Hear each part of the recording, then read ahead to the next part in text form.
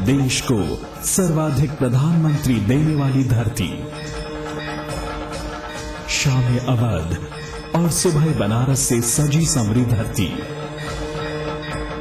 एक जमीन जिस पर नाज है पूरे हिंदुस्तान को। ये जमीन है उत्तर प्रदेश और उत्तराखंड की। हमारा हाथ है इसकी नब्ज पर और हमारा वास्ता है यहां की हर धड़कन से। मेरी धरती महान। हम हैं समाचार प्लस, खबर वही जो हमने कही।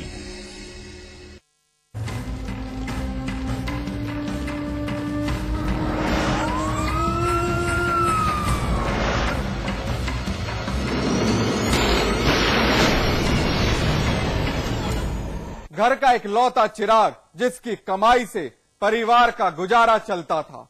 लाडला हर बुरी आदत से दूर कड़ी मेहनत करता। परिवार खुश था कि बेटा काबिल है, लेकिन एक दिन लाडला एक साजिश का शिकार हुआ। परिवार को संभलने का एक मौका तक नहीं मिला और बेटा मौत के घाट उतार दिया गया।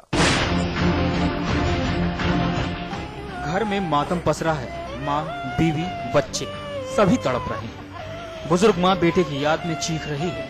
पुलिस ने भी दस्तक दी है। कागजी कार्रवाई की जा रही है। गांव वाले सकते में हैं कि आखिर क्यों घर की खुशियां छीन ली गई। तस्वीर घर के उसी चिराग सुभाष मौर्य की है जो आज महज तस्वीर का हिस्सा भर है। सफेद चादर में सीलबंद लाश सुभाष की है जिसकी गोली मारकर हत्या कर दी गई। परिजनों के मुताबिक गाँव के दबंग संतोष ने शराब न पिलाने को लेकर बेटे की जिंदगी हलाक कर दी। झगड़ा उगड़ा कैले कहाँ सुतल रहना? सिवान में सुतल रहना। सब्जी रही, भिंडी लौकी रही, वही सुतल वही कुलसा के मार दे रहा वो गई नहीं है। काटे सब्जिया की काटे तो देखती नहीं था है ये न बात। कत्ल की सनसनीखेज वारदात आजमगढ़ जनपद के थाना सिधारी गांव रतुआ समिंदा में अंजाम दी गई। सुभाष की मां आने वाली खौफ की दस्तक से बिल्कुल अनजान थी। नहीं जानती थी कि सुबह की पहली किरण के साथ उसकी चीख निकल जाएगी। सुभाष की बुजुर्ग मां खेत की तरफ गई हुई थी। उसी दरमियान सुभाष की लाश देखकर तड़प उठी। सुभाष के जिस्म में 2 गोलियां दागी गई थी। सब्जी व्यापारी सुभाष रात को खेत में सो रहा था। उसी दौरान उसकी हत्या कर दी गई। फौरन वारदात की इत्तला पुलिस को दी गई। की गोली मार के हत्या कर दी गई है। घटनास्थल पर जाकर देखा गया तो वो व्यक्ति अपनी सब्जी के खेत में सोया हुआ था। तो रात में पता नहीं, अभी योजना का पार्ट है, देखेंगे किस वक्त हत्या हुई है। अगर रात में 2 गोली मार के उसको हत्या कर दी गई। इसी संदर्भ में हमने उस संबंधित व्यक्ति को बुला लिया है। थाने में बैठा के पूछताछ की जा रही है। सुभाष की हत्या से गांव में सनसनी का माहौल है। पुलिस ने परिजनों की तहरीर पर मुकदमा दर्ज कर लिया है और आरोपियों को हिरासत में लेकर केस की तहकीकात तेज कर दी है। पुलिस दावा कर रही है कि जल्द ही वारदात का खुलासा कर दिया जाएगा। राजीव कुमार, आजमगढ़, समाचार प्लस। खामोश अंधेरे का फायदा उठाकर रात के वक्त सड़कों पर उतरे बदमाश गुनाह अंजाम देते और फिर फरार हो जाते। उनका निशाना था पूरा एनसीआर। पुलिस हलकान थी। बदमाशों की तलाश जारी थी और फिर एक रात उन अपराधियों के लिए बदकिस्मती से भर गई जब नोएडा पुलिस ने एक नहीं बल्कि गिरोह के 3 बदमाश दबोच लिए।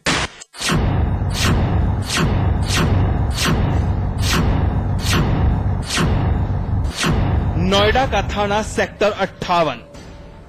पुलिस के मेहमान बने ये 3 चेहरे, संदीप, योगेश और राहुल।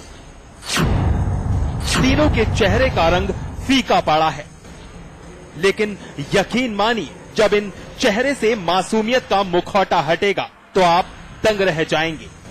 इनके कारनामों का खुलासा हम बाद में करेंगे। उससे पहले जरा इस इंडिका कार को देख लीजिए जिसे पुलिस ने इन तीनों के पास बरामद किया है। इंडिका कार लूट की है, जिसके ड्राइवर की हत्या कर इंडिका कार लूटी गई थी और जुर्म पर पर्दा डालने के लिए ड्राइवर के शव को बुलंदशहर की एक नहर में ठिकाने लगा दिया गया था। वो एक कैब थी इंडिका, जो कि सेक्टर 16 से और विजयनगर सवारियां छोड़ने जाया करती थी। वो सवारी छोड़ के वापस आ रही थी। उसको इन्होंने चाकू दिखाकर रोककर उसको ओवर पावर कर दिया और उसके बाद उस ड्राइवर, जिसका नाम हर्ष है, कानपुर का रहने वाला है, उसके हाथ पांव बांध के उसको पीछे वाली सीट पे डाल दिया और इसके बाद इसको ले जाके उसको जान से मार के इसको बुलंदशहर के बिहार के एक नहर। तारीख 21 जून 2013।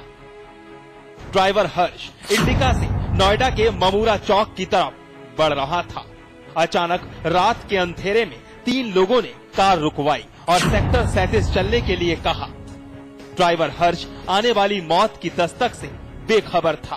कार में सवार 3 लोग, संदीप, योगेश और राहुल, जिनका मकसद बेहद खौफनाक था। तीनों ने चाकू की नोक पर ड्राइवर हर्ष को बंधक बना लिया और कार की डिक्की में डाल दिया। ये सिलसिला यही नहीं थमा, बल्कि तीनों बदमाशों ने बुलंदशहर पहुंचकर हर्ष की हत्या कर दी और एक नहर में शव को फेंक दिया। आवन की पुलिस को जब ये सूचना प्राप्त हुई, उनके परिजनों ने जब सूचना दी तो उस पर कार्रवाई करते हुए पुलिस ने तीनों लुटेरों को पकड़ लिया है और साथ ही कार भी बरामद कर ली है और कुछ रुपए भी लूटे गए थे, उसको भी बरामद किया है और ये लाश जो है वो बुलंदशहर में बरामद हो चुकी है। पहले इन्होंने करीब आधा दर्जन घटनाओं के बारे में स्वीकार किया है और ये पहले भी जेल जा चुके हैं। पुलिस के मुताबिक इस गिरोह ने एनसीआर में कई लूट की वारदातों को अंजाम दिया है। इनका लूट का तरीका काफी निराला है। ये गिरोह पहले कार को रुकवाता है और सुनसान इलाके में पहुंचकर अपने मकसद को अंजाम देते हैं। खैर, पुलिस ने बहुत कम वक्त में इस गिरोह का पर्दाफाश कर साबित कर दिया कि कानून के शिकंजे से गुनहगार नहीं बच सकता। इंद्रसेन यादव, नोएडा, समाचार press.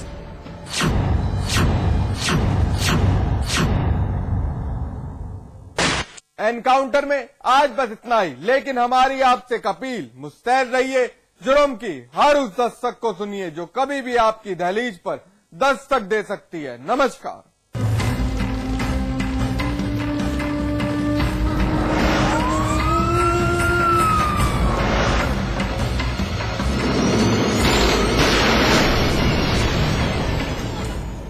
Fly me to the moon, let me swim among the stars.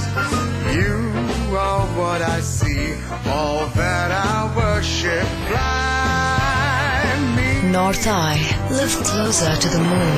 Supertech, yours for life. आज ली क्या?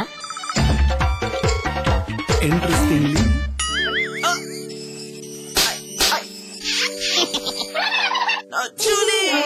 Refreshing mini gums. आज ली क्या? 3 states, 11 colleges. Placement pioneer in North India. 1,600 placements this year. Devbhoomi Group of Institutions. खोल दो इन खिड़कियों को, इन दरवाजों को। किसी को गुदगुदाओ, किसी को गोद उठाओ। गले मिलो, आंख मिलाओ, ताया ताई, मौसा मौसी, सबसे प्यार करो। रहो हमेशा पास पास। विराज कंस्ट्रक्शन प्रस्तुत करते हैं आपके शहर लखनऊ में फैजाबाद रोड पर संपूर्ण आवासीय योजना बीबीडी ग्रीन सिटी। निर्माण कार्य तीव्र प्रगति पर। आज ही संपर्क करें। JB Institute of Technology, Dehradun, the best institute of engineering with best faculty and good infrastructure. JB Institute of Technology, inspiring minds, transforming lives. And at 72 Chakrata Road, Dehradun.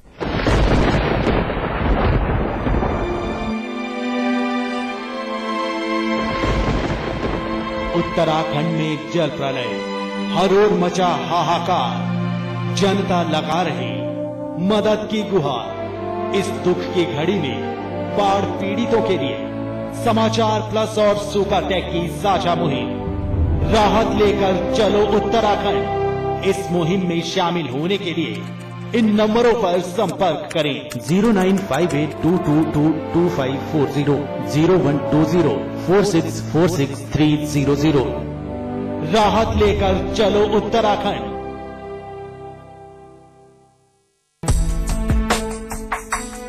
आसान नहीं है, हर खबर की जड़ तक जाए।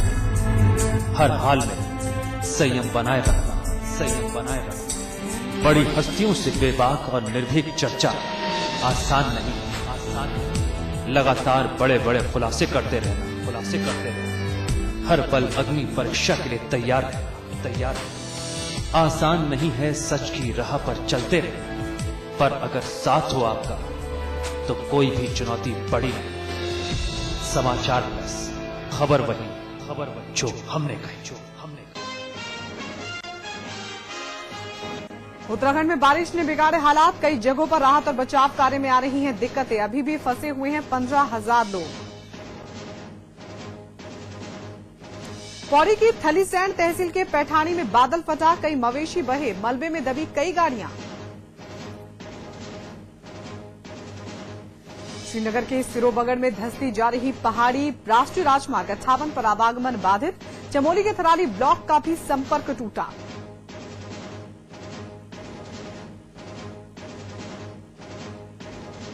उत्तराखंड में आपदा के बाद जारी है लूटपाट, लाशों को काटकर गहने निकाल रहे हैं बदमाश।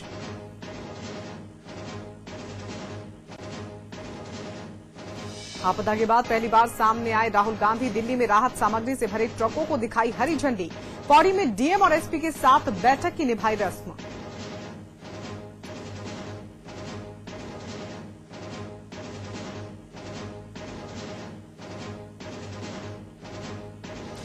यूपी की नदियों में उत्तराखंड से शव का बहकर आना जारी। बुलंदशहर के रामघाट में 3 और शव बहकर आए। इससे पहले भी आ चुके हैं 3 शव। पीलीभीत में भी आए थे शव। सीएम अखिलेश का मिशन लैपटॉप पहुंचा फिरोजाबाद, कई छात्रों को बांटे लैपटॉप।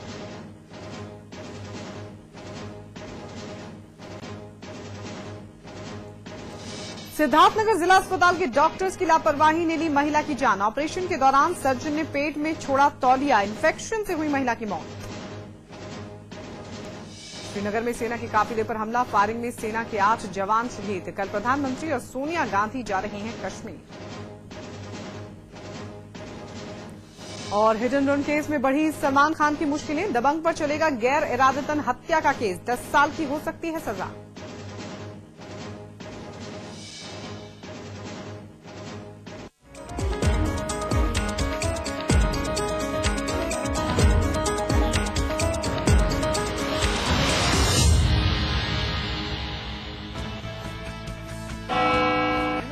छोर पर बेमीना के पास सेना की एक टुकड़ी पर आतंकियों ने हमला कर दिया, जिसमें 8 जवान शहीद हो गए। पीटीआई के मुताबिक प्रधानमंत्री डॉक्टर मनमोहन सिंह राज्य के दौरे पर आने से एक दिन पहले हुए इस हमले में सेना के 11 जवान घायल हो गए, जबकि 8 जवान शहीद हो गए। वहीं घाटी में प्रधानमंत्री की यात्रा से पहले इस तरह के हमले को सुरक्षा में चूक के तौर पर देखा जा रहा है। सेना इलाके को घेर लिया है और पीटीआई के मुताबिक इंडियन मुजाहिदीन ने हमले की जिम्मेदारी ले ली है। आपको बता दें कि प्रधानमंत्री डॉक्टर मनमोहन सिंह जम्मू कश्मीर में 2 दिवसीय दौरे पर हैं। वहां वो रेल लाइन का उद्घाटन करने जा रहे हैं। उत्तराखंड में आई आपदा के 8 दिन बाद राहुल गांधी अचानक से सुबह दिल्ली में प्रकट हुए और उसके बाद दोपहर होते होते वो देहरादून पहुंच गए। कहा जा रहा है कि राहुल गांधी के उत्तराखंड दौरे की ये खबर खुद मुख्यमंत्री विजय बहुगुणा को भी नहीं थी। आपदा की घड़ी में अपने उपाध्यक्ष राहुल गांधी के गायब होने को लेकर अब तक बैकफुट पर दिख रही कांग्रेस पार्टी राहत सामग्री के जरिए उनकी इमेज सुधारने की कोशिशों में लगी हुई है। 17 जून को केंद्रीय कैबिनेट के विस्तार के बाद विदेश चले गए राहुल गांधी रविवार शाम लौटे हैं। इस दौरान उत्तराखंड में बाढ़ से भारी तबाही हुई, इसके बावजूद वो स्वदेश नहीं लौटे थे। मुख्य विपक्षी पार्टी भारतीय जनता पार्टी ने इसे मुद्दा बना लिया था और राहुल गांधी पर चुटकियां लेने लगी थी। ऐसे में कांग्रेस ने बाढ़ पीड़ितों के लिए राहत सामग्री के जरिए पार्टी उपाध्यक्ष को राहत पहुंचाने की कवायद की है। 24 ट्रकों को हरी झंडी दिखाने के लिए जिस तरह से बड़ा आयोजन किया गया, उसको लेकर अब विरोधी नए नए सवाल उठाने लगे हैं। गौर करने वाली मजेदार बात तो ये है कि अभी तक केंद्रीय सूचना एवं प्रसारण मंत्री से लेकर कांग्रेस के कई बड़े दिग्गज भारतीय जनता पार्टी को राजनीति न करने की नसीहत देते रहे हैं, लेकिन अब राहुल गांधी के मुद्दे पर कांग्रेस पार्टी बैकफुट पर आ गई है। उत्तराखंड में दैवीय आपदा प्रभावितों की मदद के लिए महाराष्ट्र सरकार आगे आई है। सूबे के मुख्यमंत्री पृथ्वीराज चव्हाण ने लॉजिस्टिक सपोर्ट का खर्च उठाने की बात कही है। उन्होंने मुख्यमंत्री विजय बहुगुणा से मुलाकात करके इसका भरोसा दिलाया है। पृथ्वीराज चव्हाण का कहना है कि उत्तराखंड को इस बुरे वक्त में हर संभव मदद दी जाएगी। जी हां, उत्तराखंड में दैवीय आपदा से जूझ रहे लोगों की मदद में महाराष्ट्र सरकार भी आगे आई है। सूबे के मुख्यमंत्री पृथ्वीराज चौहान ने घोषणा की है कि लॉजिस्टिक सपोर्ट का पूरा खर्च महाराष्ट्र सरकार उठाएगी। उन्होंने मुख्यमंत्री विजय बहुगुणा से मुलाकात करके इसका भरोसा दिलाया है। इसके अलावा पृथ्वीराज चौहान ने उत्तराखंड